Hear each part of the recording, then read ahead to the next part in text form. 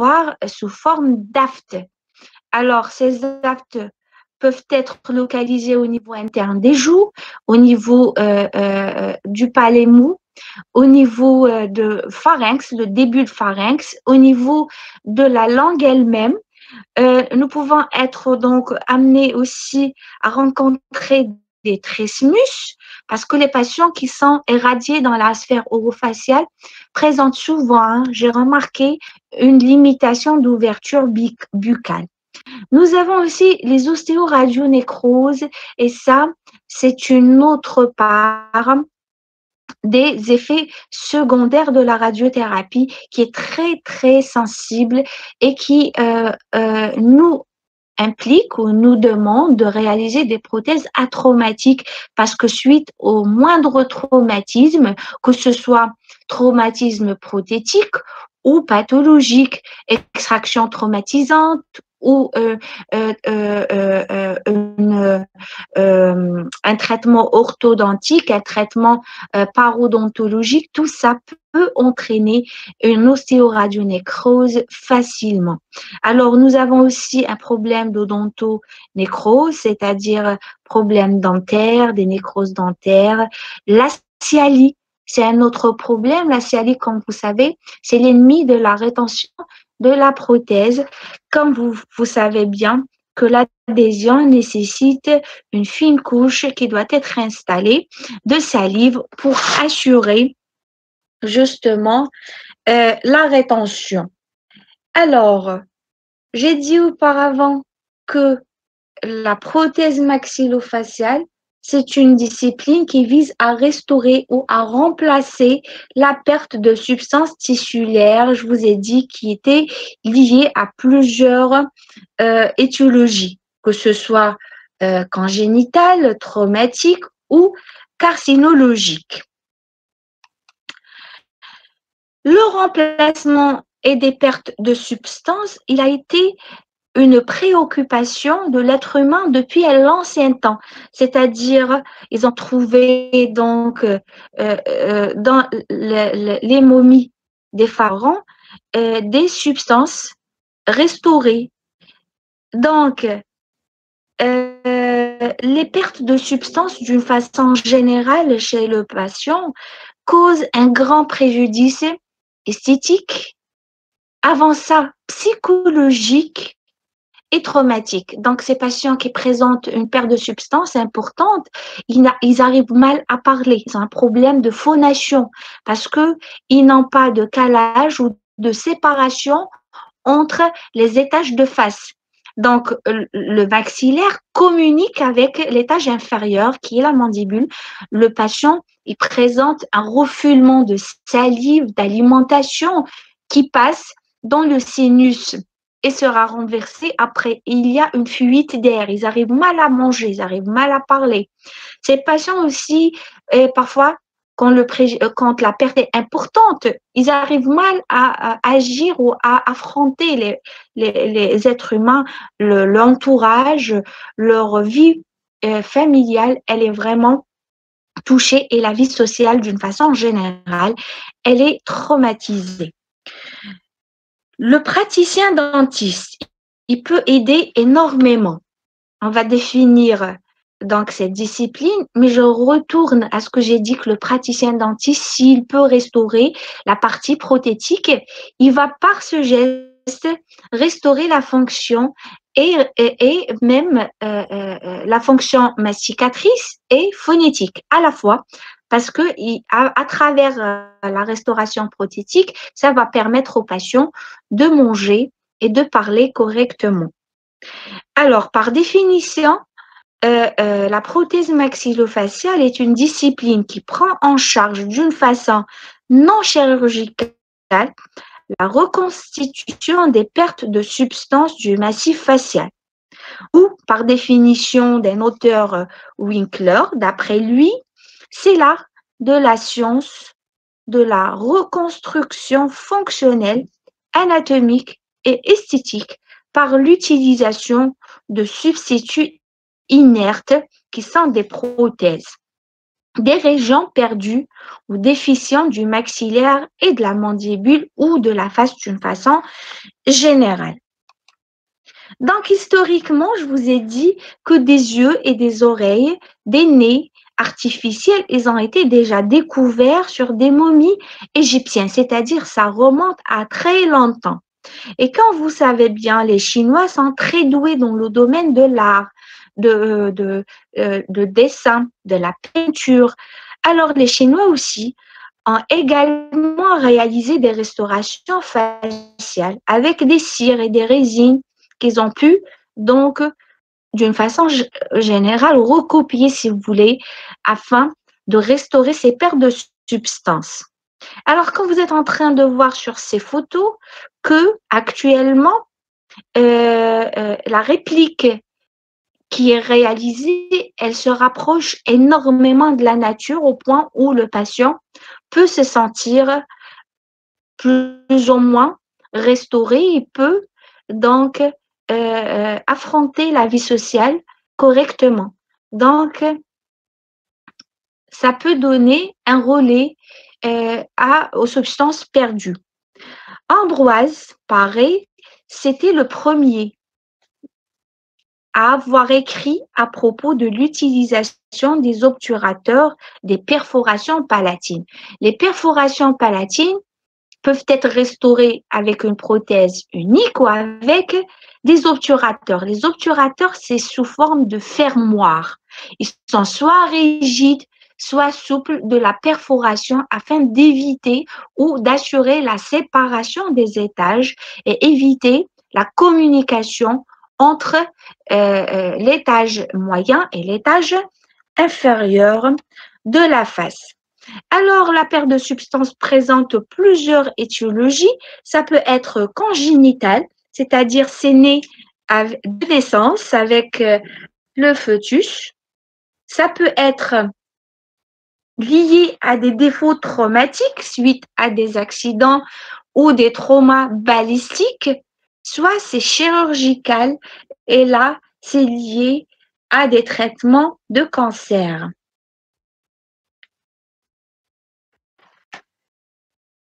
Donc, pour les défaillances congénitaux, il faut savoir que c'est essentiellement lié à des fentes.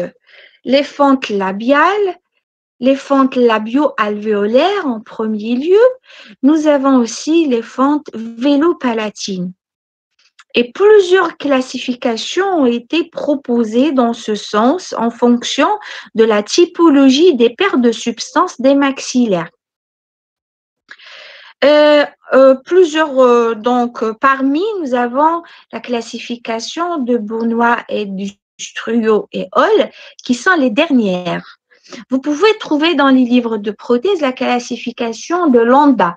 C'est une classification uniquement qui permet de classer les fentes palatines, donc en 3 ou 4 classes.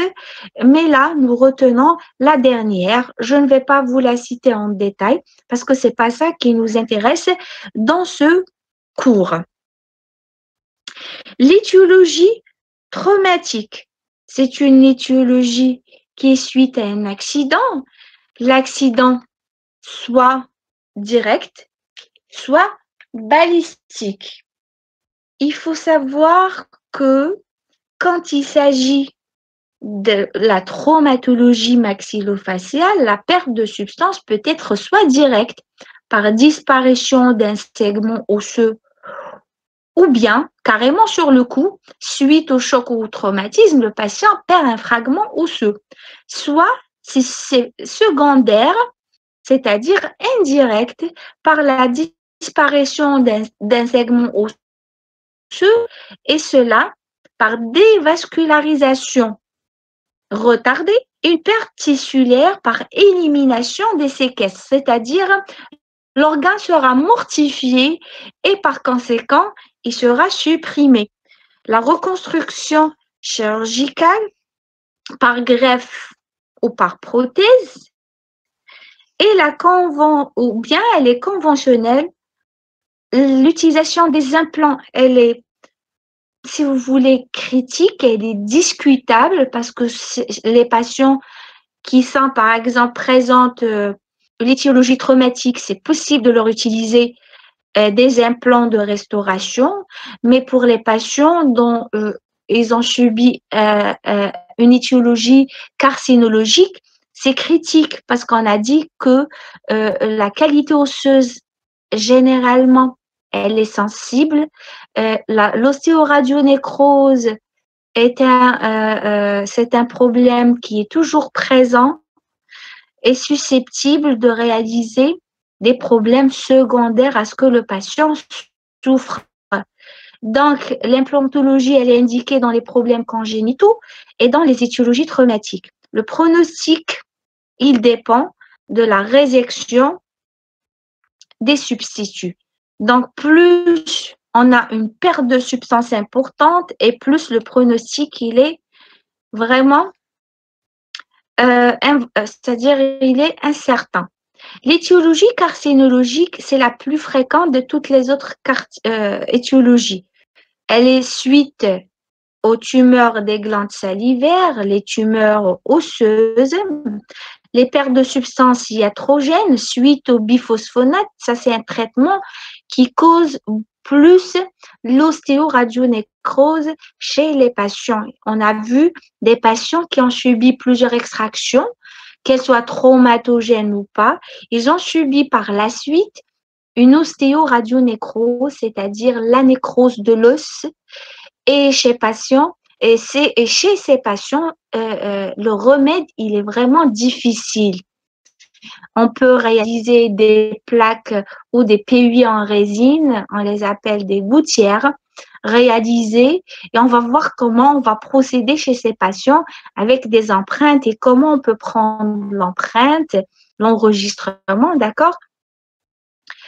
Et on a aussi dans ce cas-là plusieurs classifications qui ont été proposées par des auteurs en fonction de la perte de substance et de la typologie du carcinome ou du cancer.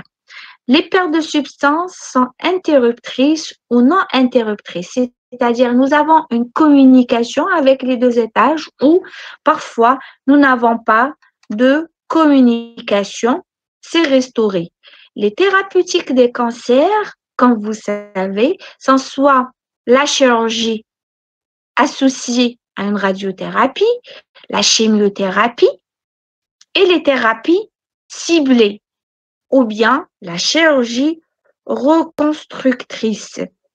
Alors tout ça, ça va toujours dans le sens de permettre aux patients de stabiliser la lésion carcinologique.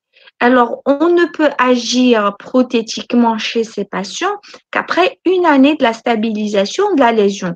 Alors, quand vous voyez un patient qui vient consulter en prothèse, durant votre examen clinique, il faut demander à votre patient qu'est-ce qu'il prend comme médicament. Il y a des patients qui ont subi des thérapeutiques ou des irradiations dans la sphère orofaciale, mais croyez-moi qu'ils ne savent pas il s'agit de quoi et parfois il vous dit que j'ai pris des hormones ou parfois c'est des biphosphonates et ça cause une ostéoradionécrose. Il faut éviter de prendre ces patients en charge en tant qu'étudiants, d'accord? Parce que vous pouvez leur causer facilement une nécrose osseuse, une destruction osseuse par restauration mal réalisée. Il faut penser 3 fois avant de prendre ces patients. Ça doit être, et comme vous savez, il faut avoir les résines souples, permanentes. On en a parlé en 3e année. Ce sont des résines pour rebaser la prothèse avant qu'elle soit bien amortisseur de charge ou qu'elle absorbe bien les charges occlusales qui sont réparties sur les surfaces osseuses. Alors, l'examen du patient, c'est un examen qui doit combiner un bilan important, plusieurs disciplines, bilan médical, un bilan dentaire, bilan parodontal dental et osseux. Là, je parle dans le cas de persistance de dents, parce que parfois, on trouve des dents résiduelles. Et tant mieux quand il y a des dents résiduelles, parce que, comme vous savez, c'est un moyen de rétention supplémentaire. Dans le cas de perte de substance associée à une perte dentaire, la rétention, là, si vous voulez, le pronostic, il est diminué. Nous allons voir aussi le bilan occluso-fonctionnel et articulaire. Dans le cas de traumatisme, comme je vous ai dit, direct ou indirect, parfois le patient, il perd son occlusion et on aura un traumatisme occlusal associé. Et on ne peut agir par prothèse que lorsque la restauration occlusale est entreprenue. Elle est entreprise. C'est-à-dire, qu'est-ce qu'il faut faire? Il faut agir dans le sens de correction de l'occlusion, soit par extraction, soit par équilibration, soit par orientation en ODF.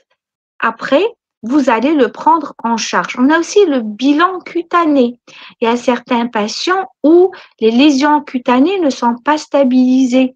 Ou parfois, la perte des tissus ou les sutures chirurgicales, ils ont amené à ce qu'on a une tension sur la muqueuse qui empêche parfois le patient de bien ouvrir. Il doit passer par une étape de rééducation ou mécanothérapie, on l'appelle, pour pouvoir établir les différentes étapes prothétiques en collaboration avec le patient.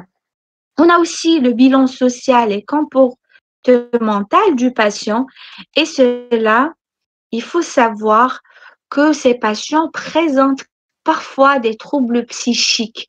Il faut savoir gérer ces patients.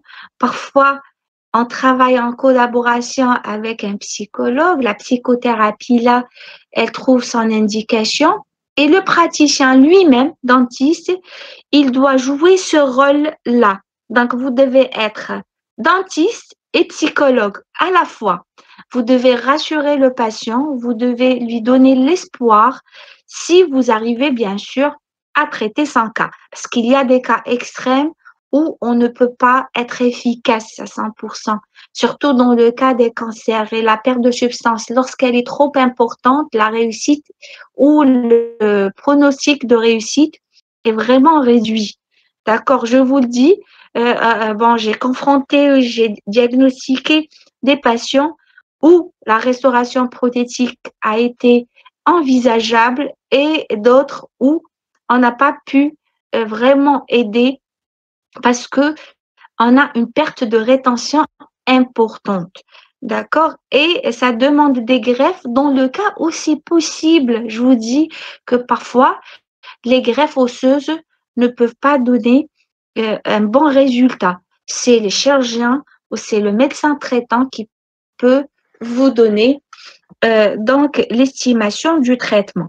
La synthèse des bilans, donc éléments d'ordre anatomique, situation et la perte de substance et la dimension de la lésion, la hauteur du relief des crêtes, tout ça, ça nous permet de donner un bon pronostic ou un mauvais pronostic. La hauteur du relief des crêtes résiduelles, l'existence et la profondeur du vestibule. Parfois, vous êtes devant une hémimandibule, un maxillaire, d'accord? L'autre côté, on voit rien. Vous n'avez ni palais, ni crête, d'accord? Et parfois, nous avons une communication. Parfois, nous n'avons pas de communication entre le sinus et l'étage inférieur de la face. La nature du tissu de recouvrement. Alors, si cette partie a été irradiée, donc le tissu de recouvrement résiduel, il est sensible, il n'est pas solide. Donc, ce n'est pas un bon support. Il faut temporiser. Et le capital dentaire restant, c'est-à-dire les dents restantes, au niveau de quel segment elles sont situées, vous pouvez penser à un stélite, vous pouvez penser à une prothèse en résine partielle. Et d'ordre fonctionnel, la DVO, elle doit être estimé pour parler d'un bon pronostic. La classification des prothèses maxillofaciales. Il faut savoir que il existe des prothèses extra-orales et il existe des prothèses endo-orales. Alors, les prothèses extra-orales sont appelées aussi les épithèses. Et nous avons aussi des substances ou la prothèse endo-orale, ça concerne le praticien dentaire. Les prothèses extra-orales, qui sont aussi appelées épithèses, là, ça ne nous concerne pas trop, mais regardez la science, à quel point elle a évolué, regardez comment elle a restauré le nez de ce monsieur avec, vous voyez là, ce qu'on est en train de voir, avec un vilain bouton, sans bouton, avec un nez correct. D'accord? Regardez là le monsieur, son œil, comment il a été restauré. Vraiment, je tire chapeau à ces praticiens, à ces artistes. Hein. Ils ont amélioré, si vous voulez, le côté psychique des patients. Comme vous voyez là, côté psychique, c'est restauré. Ce patient, il peut affronter les gens sans aucun complexe. Alors, bravo à ces messieurs et à ces dames. Les impératifs. L'impératif de ces prothèses, c'est la stabilisation, c'est la rétention et sustentation et l'étanchéité. C'est ça le but recherché de ces prothèses. Légèreté, amovibilité, l'innocuité tissulaire, le résultat cosmétique. Mais tout cela, on ne peut pas l'assurer, je vous le dis, à 100%. Facilité de manipulation et d'entretien, tout ça, c'est l'objectif d'une prothèse maxillofaciale, quoique c'est difficile d'atteindre le tout à la fois. Donc, les matériaux qui sont utilisés sont les matériaux à empreinte, plâtre ou alginate. Alors, de nos jours, on ne parle pas de plâtre. L'alginate, c'est le matériau le plus utilisé. Et nous avons les matériaux de confection des épithèses, c'est-à-dire de ces prothèses extra-orales, silicone maquillé, comme vous êtes en train de voir ou comme je vous ai montré dans les images.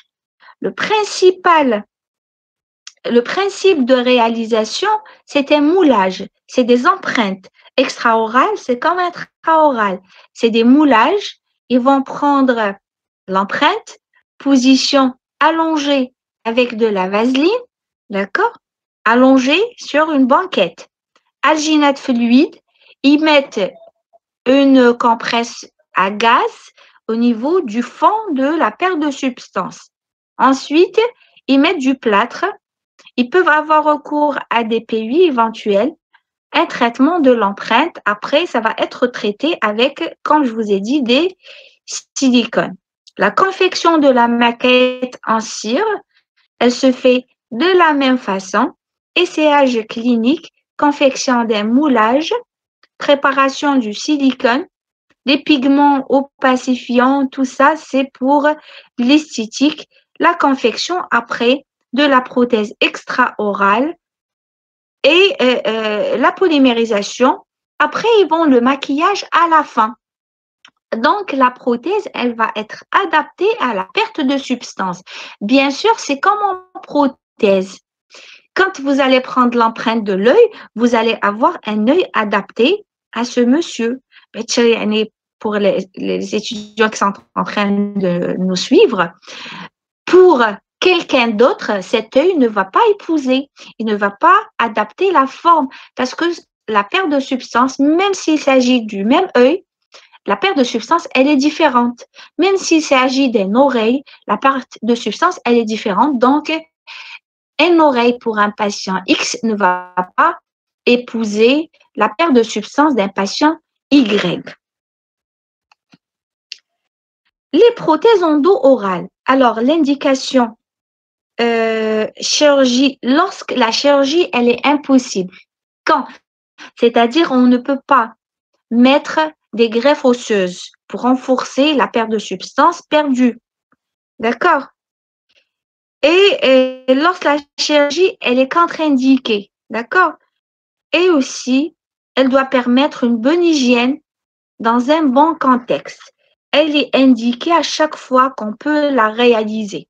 La composante fonctionnelle, nous avons la mécanothérapie. Je vous ai dit que cette mécanothérapie, elle est indiquée dans le cas de trismus, d'accord? Dans le cas de trismus, quand le patient n'arrive pas à ouvrir sa bouche, nous allons utiliser comme une pince qui permet d'aider le patient à ouvrir et à fermer sa bouche pour nous permettre une atmosphère de travail prise d'empreinte à l'aise. Et nous avons la partie composante prothétique. Impératif, c'est la triade de Housset qui est quoi? Sustentation, rétention et stabilisation. Ça doit être recherché pour toute restauration prothétique telle qu'elle soit. Mais dans les cas de ces paires de substances, nous n'avons pas une loi bien déterminée. C'est en fonction du cas qui est devant vous. Ça peut être d'une paire de substances légères, comme ça peut être une paire de substances importantes. Ça peut être une fente, par exemple, vélopalatine de l'ordre de 1 mm, comme ça peut être une fente de l'ordre de 8 mm, 10 mm, plus parfois 3-4 cm. Et là, donc, c'est différent. Le pronostic n'est pas le même. Le maintien de l'articulé en position correcte dans le cadre du possible, rétablissement d'une DVO fonctionnelle, ça on peut le rétablir dans le cas d'une perte de DVO correcte. Le soutien labial, on le fait pour chaque type de prothèse. Le remplacement des dents manquantes aussi, je vous le dis, on le fait à chaque fois pour chaque restauration prothétique, qu'elle soit maxillofaciale ou autre. Donc, c'est les mêmes principes pour une restauration prothétique conventionnelle. Les restaurations de l'étanchéité palatine, donc dans le cas où on a des petites fentes, on peut assurer l'étanchéité donc de la partie supérieure et la séparation des étages. L'aménagement d'un schéma occlusal fonctionnel, et cela, on le fait à chaque fois que possible. Nous parlons aussi des modalités de réalisation. Nous pouvons commencer par une prothèse immédiate avec une plaque 4 à 6 semaines. Après, nous allons entreprendre une prothèse définitive. Nous pouvons faire une prothèse provisoire dans le temps de la cicatrisation. Et nous pouvons faire réalisant une prothèse d'usage. C'est une prothèse qui est immédiate et définitive et le patient peut donc l'utiliser sans aucun problème. Les matériaux qui sont utilisés sont les mêmes. Alginate pour l'empreinte préliminaire ou plâtre. Ça permet d'enregistrer la surface d'appui et la confection d'un PUI. Alors là, il faut savoir que lorsqu'on va prendre l'empreinte à l'alginate, quand il s'agit d'une perte de substance ou d'ostéoradionécrose pour réaliser une plaque, par exemple, ou dans le cas, notre but aussi intervient dans le cas d'une étiologie carcinologique quand on fait des orthèses ou autrement appelées les gouttières de fluorescence, c'est-à-dire utilisation de fluor. Ces gouttières, ils contiennent du fluor qui permettent de renforcer la qualité de l'os chez ces patients avant l'intervention des thérapies radio et chimiothérapie parce qu'elles sensibilisent, comme je vous ai dit, elles s'attaquent à tous les tissus de la cavité orofaciale.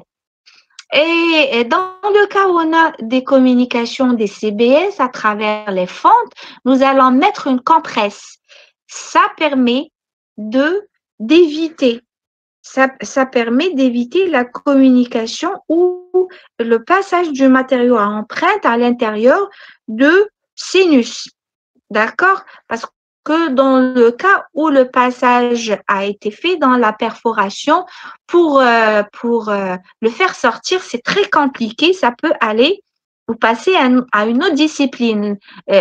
On doit envoyer le patient à un ORL pour agir au niveau de la muqueuse sinusienne. L'empreinte secondaire. Donc là, si on est devant un patient total avec une fente, nous allons faire un PUI et vous allez faire le joint d'une façon ordinaire, comme nous l'avons toujours fait chez un patient total, et aussi un joint périphérique au niveau de la perforation, d'accord, lorsqu'elle existe au niveau du palais.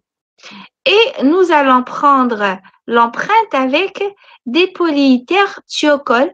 Thiocols, ce sont des élastomères de synthèse de consistance médium, c'est-à-dire ce n'est pas avec n'importe quel matériau à empreinte secondaire, ce n'est pas avec le fluide, les élastomères de synthèse fluides.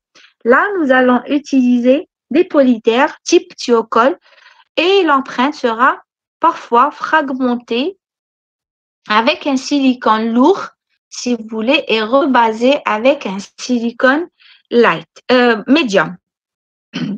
Le matériau de confection prothétique, sans soit une résine, d'accord, restauration en résine, soit chrome cobalt.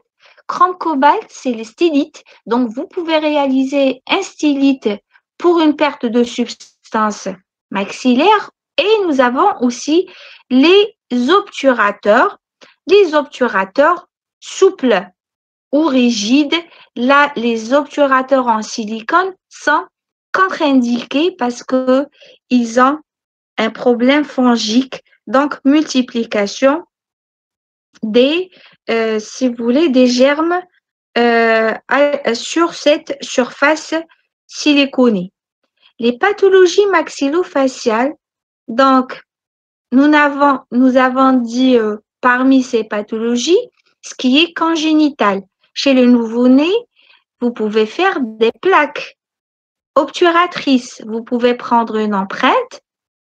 L'empreinte sera en décubitus dorsal et nous pouvons faire, comme je vous ai expliqué, une compresse au fond de la fente et prendre l'empreinte avec un alginate ou un silicone lourd. D'accord? Avec un silicone lourd, vous pouvez éviter le passage du matériau dans le pharynx. Nous avons aussi l'oxygénothérapie, réaliser des PUI, porte d'empreinte individuelle. Donc, c'est une plaque. La plaque, le rôle là, ce n'est pas la dentition. Avant un PUI, c'est pour éviter la communication avec l'étage supérieur pour éviter les infections du sinus. Nous utilisons aussi, donc, je vous ai dit, le silicone lourd, haute viscosité par condensation. Ils sont meilleurs à utiliser, là, dans ce cas-là, des fentes, que l'alginate. Les plaques passives souples en polyéther peuvent être utilisées. Ces plaques souples, elles sont utilisées à travers les thermoformeurs. Vous prenez une empreinte et vous réalisez avec une plaque souple, donc sous forme de PUI, mais pas en résine, en plaques thermoformées. Et les plaques, vous les avez peut-être vues dans les en patou, en parou, pour les gouttières. Ils sont très utilisés. Et nous avons aussi des plaques actives avec vérin. Donc, dans le cas, si vous voulez, avec vérin, ces plaques ont un double rôle. Un rôle donc obturateur parce qu'ils ne permettent pas la communication entre les étages et aussi un objectif thérapeutique quand on est devant le traitement des endognathie. Là, vous allez agir au niveau du vérin pour assurer l'extension de maxillaire supérieur. Les moyens de rétention sont permettent à travers une prothèse conjointe traditionnelle, une prothèse partielle amovible, qu'elle soit résineuse ou des plaques squelettiques ou une prothèse totale amovible. Et je vous le dis, tout ça, c'est en fonction de la perte de substance. Et là, je ne parle pas précisément des pertes de substance congénitales et je ne parle pas précisément des traumatismes et chaque cas est un cas. Alors, c'est peut-être plus facile de traiter les fentes que de traiter les traumatismes ou le problème carcinologique est aussi plus difficile à être pris en charge. Et je vous dis aussi, dans les cas de fente, 30% de ces patients présentent un syndrome associé. Vous les avez fait en patho, vous avez plusieurs syndromes de Robin, le syndrome. Il y a plusieurs syndromes qui sont associés à la présence de fente. La spécificité de la rétention en prothèse maxillofaciale, c'est la difficulté liée au contexte loco-régional. Donc là, la difficulté, elle est liée en fonction de la perte de substance et l'entourage avoisinant. Est-ce que vous avez la muqueuse en totalité? Est-ce que vous avez la partie cutanée? Est-ce qu'elle est intacte ou pas? Est-ce que la lèvre n'est pas touchée? Tout ça doit être pris en considération. La difficulté aussi spécifique à l'état endo-oral, d'accord? En prothèse conjointe, il faut savoir qu'on ne peut pas agir si nous avons une limitation d'ouverture et une hypocyalie. Là, la difficulté, elle est liée à ça. Pour la prothèse partielle amovible, la conception, les répartitions des appuis, là, peut nous causer un problème. Vous pouvez tomber sur un patient qui présente hémiarcade en totalité avec toutes les dents et l'autre hémiarcade, elle est carrément absente, sans profondeur du palais, sans profondeur, sans hauteur de la crête résiduelle, sans dents résiduelles. Et là, réside la difficulté du traitement et de la prise en charge de ces patients. Et la caractéristique de la perte de substance. La spécificité aussi de la perte de substance du massif facial, c'est la fragilité tissulaire dans le cas de carcinologie ou de problèmes de cancer. La pathologie carcinologique, elle n'est pas à négliger. Elle a plusieurs, et le traitement en cours, je vous le dis, le traitement en cours, il fait que la difficulté il fait que la réalisation prothétique n'est pas vraiment facile. Et là réside la difficulté. Parce que même l'os sur lequel on prend appui, il est fragile. Et donc, on doit toujours poser la question au patient, pousser le diagnostic. Alors, l'interrogatoire, là, il est très important à faire. Vous demandez quel type de traitement vous prenez en cours, quand est-ce que vous avez arrêté votre radiothérapie, votre chimiothérapie. Et je pense, en pathologie, les cours sont plus détaillés dans ces cas de problèmes, dans ces cas de pathologie d'ordre général. Le cancer orofaciaux sont des font ravages pour les patients. Les modalités de rétention, ils sont donc ils sont multiples. Nous avons la rétention anatomique. Anatomique, c'est-à-dire on se base sur les réserves osseuses et osseo-muqueux. Donc, nous utilisons là les obturateurs. Obturateurs, c'est-à-dire les fermoirs de communication de trous. Ça peut être souple ou rigide. D'accord. La prothèse obturatrice ne constitue que l'un des trois volets essentiels.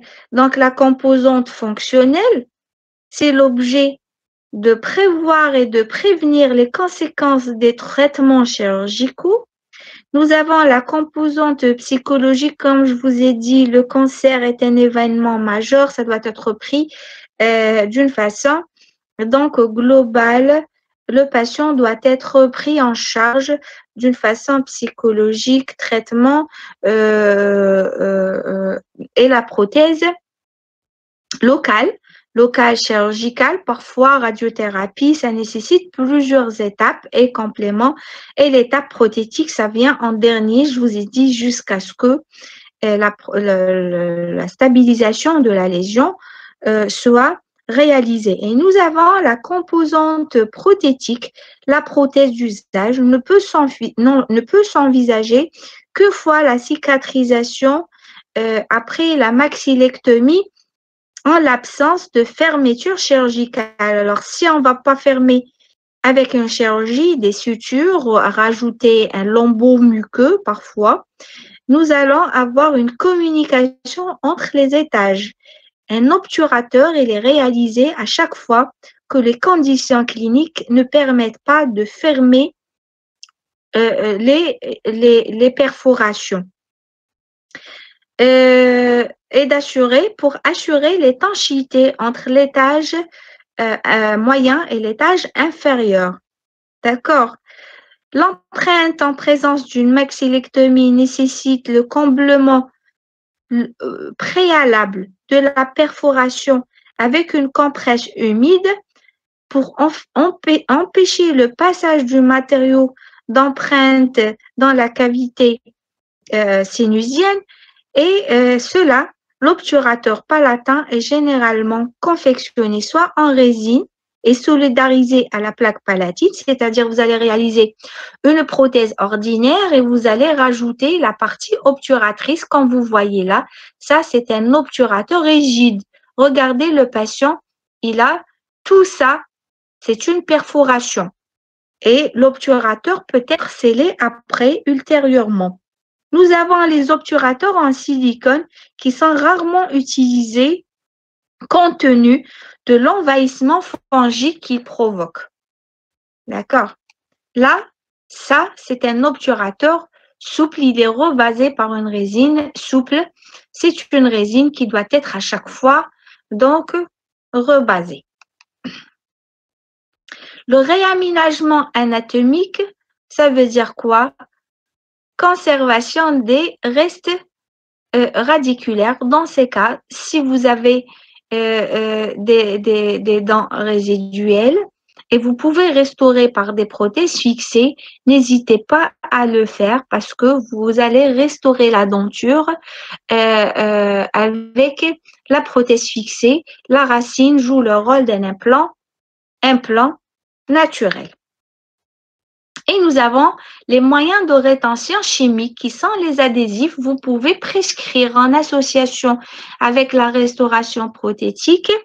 Un adhésif prothétique, ça existe en crème, en pommade, en gel et sont applicables au niveau de l'intrado de la prothèse pour renforcer la rétention de votre restauration prothétique. Et nous avons la rétention mécanique, c'est des montures de lunettes qui sont donc c'est des rétentions. Par exemple, je cite là dans les épithèses, comme on avait vu sur le schéma où le patient, on leur avait fait un œil, nous avons rajouté des lunettes pour assurer la rétention de cette épithèse et ça permet d'éviter justement le détachement de l'épithèse sur patient.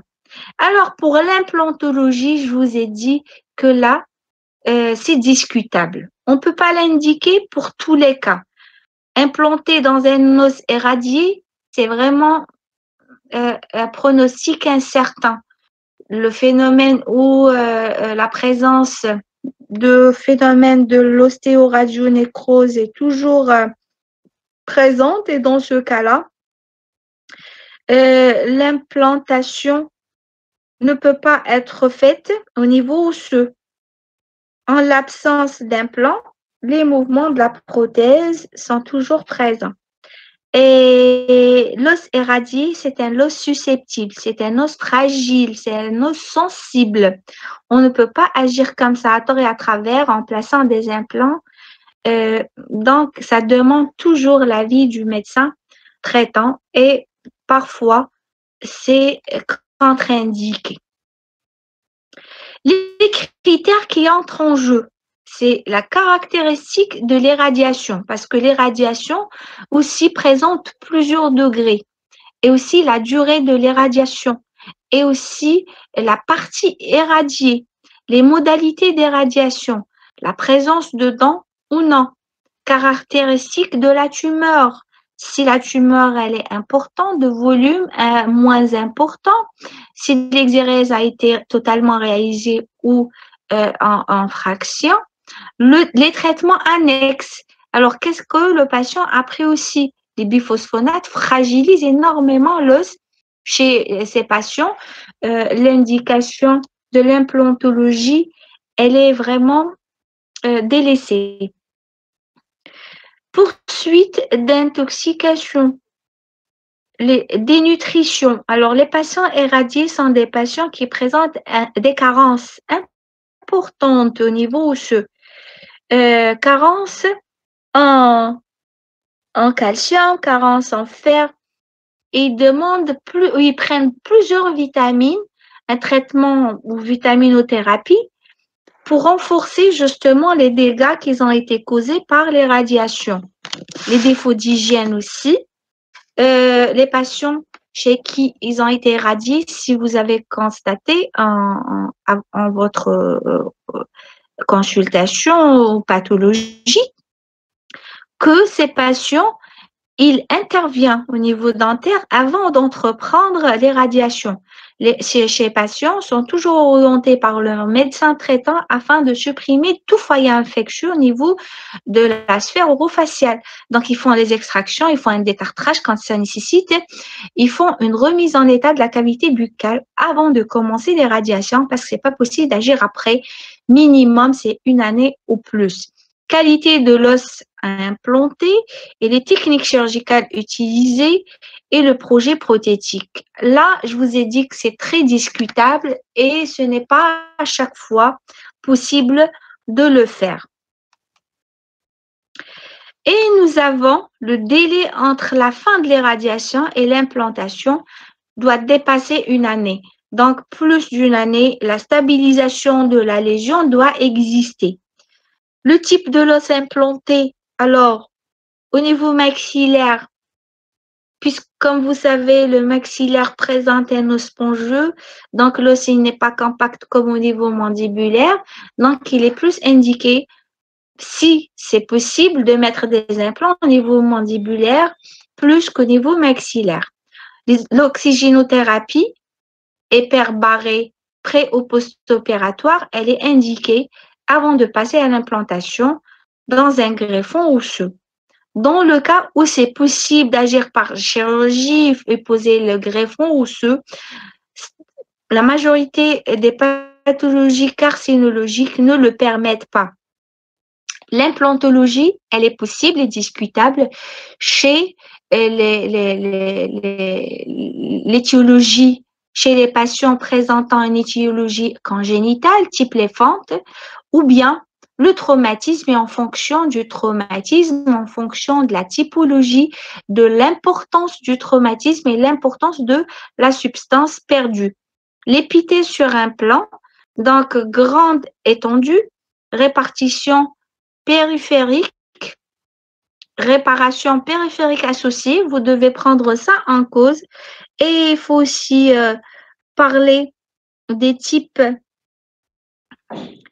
des restaurations réalisées. Vous pouvez faire type d'attachement avec barre ou cavalier. Et aussi, le plateau aimanté doit être testé. L'attachement, vous pouvez le réaliser, d'accord, dans le cas où vous avez des dents résiduelles. Donc, l'attachement, c'est un moyen qui vous permet d'utiliser les dents restantes afin de réaliser une prothèse rétentive en utilisant des barres. Et là, ça permet d'assurer une prothèse inamovible fixée sur les dents restantes. En fin de compte, je vous dis que la prothèse maxillofaciale est une discipline exigeante et nécessite toujours une adaptation à chaque situation clinique, comme je vous ai déjà expliqué. C'est-à-dire, ce n'est pas une science exacte, ce n'est pas des critères fixes à chaque fois. C'est en fonction du cas clinique, vous allez agir compte tenu des spécificités posées par la perte de substance, parce que c'est la perte de substance qui dicte la restauration prothétique qui nécessite une prise en charge vraiment minutieuse. Au-delà de la technique, les aspects psychosociaux sont importants à considérer compte tenu des multiples répercussions esthétiques, fonctionnelles et psychologiques qu'occasionne une perte de substance maxillaire. Poser une prothèse obturatrice n'est pas un geste médical anodin et c'est pas toujours possible. Donc, le courant l'a fait. Je pense que certains cas sont possibles à traiter, d'autres cas, c'est vraiment délicat, sont des cas difficiles et on est vraiment navré quand on n'arrive pas à leur assurer une restauration prothétique digne d'un patient édenté, que ça soit total ou partiel, mais c'est vraiment parfois, on se trouve les bras croisés devant ces cas. J'arrive